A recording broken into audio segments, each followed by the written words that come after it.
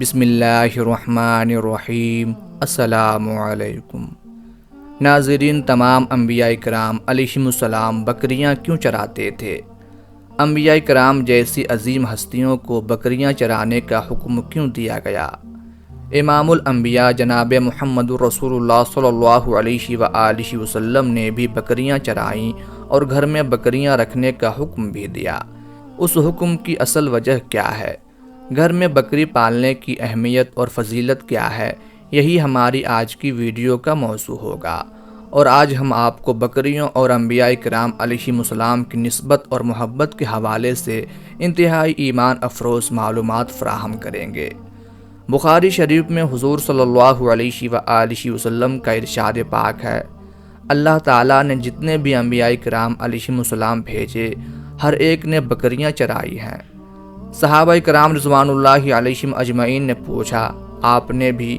فرمایا، ہاں، میں بھی اہل مکہ کی بکریاں کچھ اجرت پر چرایا کرتا تھا۔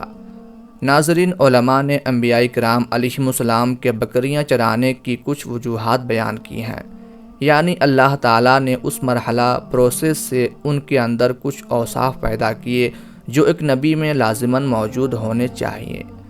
نبی نے قوم کی قیادت کرنی ہوتی ہے، لوگ مختلف راستوں پر بھاگ رہے ہوتے ہیں، ان کو کنٹرول کرنا اور ایک سیدھے راستے پر چلانا بہت مشکل کام ہے جو بلا شبہ بغیر ٹریننگ کے سر انجام نہیں دیا جا سکتا۔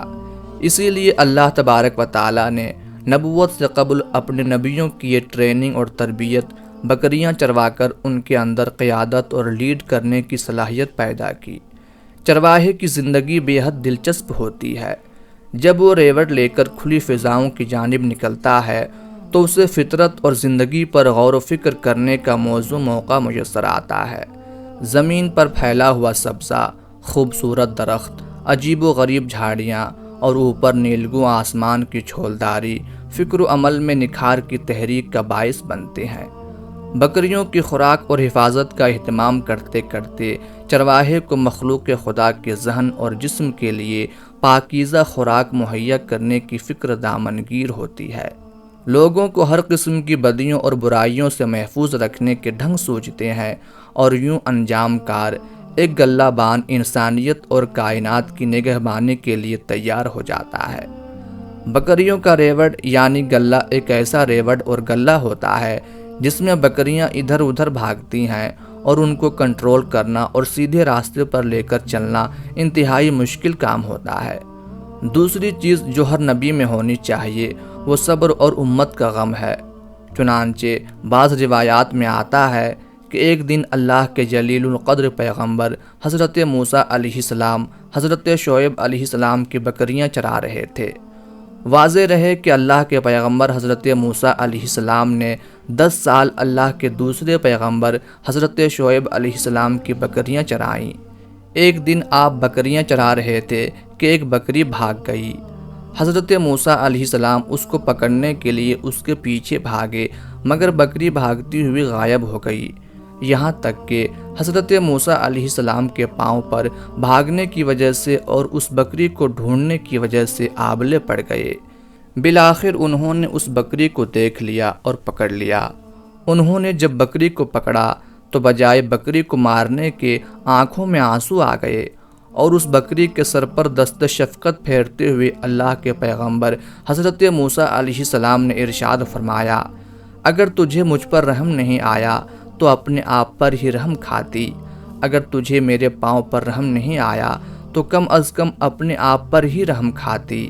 اللہ تعالیٰ نے حضرت جبرائیل علیہ السلام کو حکم دیا، نبوت کے لیے موسیٰ ہی موضوع ہیں، کیونکہ امت کا غم کھانے اور ان کی طرف سے ایذاء و تکلیف کو برداشت کرنے کے لیے جس حوصلے اور دل و جگر کی ضرورت ہے وہ ان میں موجود ہے۔ یعنی اللہ تبارک و تعالیٰ نے اپنے انبیاء کی آزمائش کے لیے ان کو بکریاں چرانے کا حکم دیا، اور اللہ کے حکم کے مطابق تمام انبیاء نے گلہ بانی کی۔ قیادت اور لیڈرشپ پیدا کرنے کے لیے یہ کام ہر نبی سے اللہ تبارک و تعالیٰ نے اپنی قدرت کاملہ کے مطابق کروایا۔ پھر زمانے کے ساتھ ساتھ یہ علم ترقی کرتے کرتے آج سوشل سائنس کے عنوان سے یونیورسٹیز میں پڑھایا جاتا ہے، اور مغربی ممالک یورپ و امریکہ کے اکثر لوگ اپنے بچوں کو پہلی ترجیح کے طور پر سوشل سائنس ہی پڑھاتے ہیں تاکہ ہمارے بچے دنیا کی قیادت کر سکیں، اور اسی سوشل سائنس کو مد نظر رکھتے ہوئے اللہ تبارک و تعالیٰ نے اپنے انبیاء کو بکریاں چرانے کا حکم دیا۔ ناظرین، حضور صلی اللہ علیہ وآلہ وسلم کی حدیث کے مطابق نبوت سے قبل تمام انبیاء کرام علیہم السلام نے بکریاں چرائیں۔ اس کی حکمت یہی ہے کہ بکریاں چرانے سے انبیاء کا صبر و وقار ظاہر ہو جائے کہ یہ بکریوں کی چرواہی صبر و حلم کی عادت پیدا کرتی ہے، کیونکہ بکریاں اکثر مختلف جانب بکھر جاتی ہیں، ان کے جمع رکھنے اور نگرانی میں پریشانی ہوتی ہے۔ اس کام کے لیے انسان میں صبر و برداشت ہونا ضروری ہے۔ اسی طرح اللہ کے پیغمبر حضرت یعقوب علیہ السلام بھی غلہ بانی کرتے تھے، اور انہوں نے اپنی اولاد یعنی تمام بیٹوں کو بھی غلہ بانی پر لگایا، اور حضرت یوسف علیہ السلام نے بھی بچپن میں اپنے بھائیوں کے ساتھ غلہ بانی کی، اور بکریوں کو لے کر غلہ بانی کرنے کے لیے حضرت یوسف علیہ السلام گئے۔ جب بھائیوں نے ان کو کنویں میں ڈالا تھا اس وقت وہ بکریاں ہی چرا رہے تھے۔ اسی طرح تمام انبیاء کے بعد امام الانبیاء جناب محمد رسول اللہ صلی اللہ علیہ وآلہ وسلم تشریف لائے۔ آپ نے بھی بکریاں چرانے کا، گھر میں بکریاں رکھنے کا حکم دیا۔ ایک حدیث میں ہے کہ آپ نے حضرت ام ہانی رضی اللہ تعالی عنہا سے فرمایا، اے ام ہانی، گھر میں بکریاں اور بھیڑیں رکھو، یہ باعث برکت ہیں۔ بکری گھر میں رکھنے کی برکت حضور نبی رحمت صلی اللہ علیہ وآلہ وسلم کی حدیث سے ثابت ہے۔ اس کے علاوہ بھی بکری انتہائی خوبصورت اور انتہائی نفع بخش جانور ہے، جس کے 2 یا 3 بچے پیدا ہوتے ہیں، اور یہ انسان کو انتہائی نفع پہنچاتی ہے۔ اللہ کے رسول صلی اللہ علیہ وآلہ وسلم نے بکریوں سے انتہائی محبت کی اور بکریوں سے محبت کرنے کا حکم دیا۔ ایک اور روایت ہے کہ رسول اللہ صلی اللہ علیہ وآلہ وسلم نے ارشاد فرمایا، گھر میں بکریاں پالو، اس سے برکت ہوتی ہے۔ ابن ماجہ میں ہے کہ گھر میں بکری کا ہونا محتاجی کے 70 دروازے بند کر دیتا ہے۔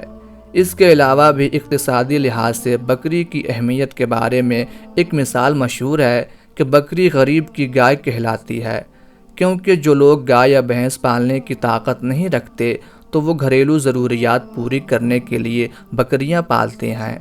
عام طور پر بکری کے دودھ میں چکنائی نسبتاً کم ہوتی ہے، اس لیے یہ دودھ بچوں کی نشو و نما اور مریضوں کی بحالی صحت کے لیے انتہائی مفید اور باعث رحمت ہوتا ہے۔